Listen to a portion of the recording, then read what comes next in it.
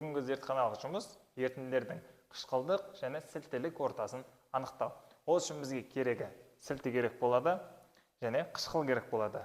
Және бізге әмбебап индикатор қағазымен жұмыс жасайтын боламыз.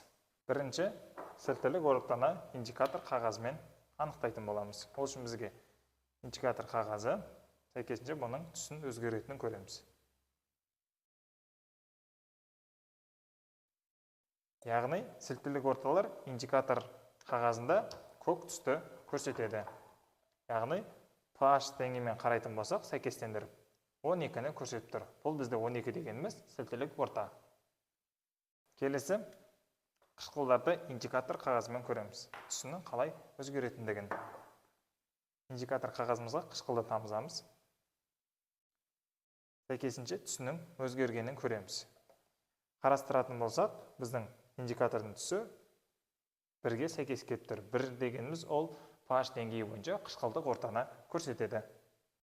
Әмбебап индикаторының көмегімен қышқылымызды және сілтімізді анықтап алдық. Келесі реакциямыз осы қышқылдар мен сілтілердің әрекеттесуінің нәтижесінде бейтараптану реакциясы болады. Сол бейтараптану реакциясын бақылайтын боламыз. Мынаны ұстай қой. Бірінші сілтімізді аламыз. Оны пипеткамен тартып аламыз. Және алынған сілтімізді пробиркаға құятын боламыз.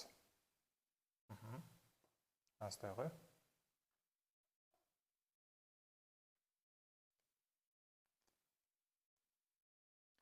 Енді алынған сілтімізге фенолфталейн қосатын боламыз. Нәтижесінде сілтінің түсінің өзгергенін көреміз.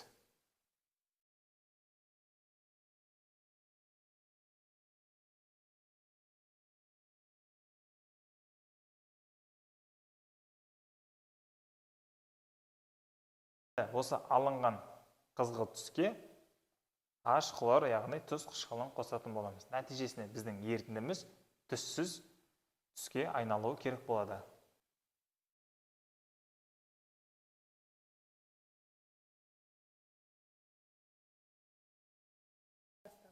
Қышқылдар мен сілтілер әрекеттескен соң бейтараптану реакциясы жүрді.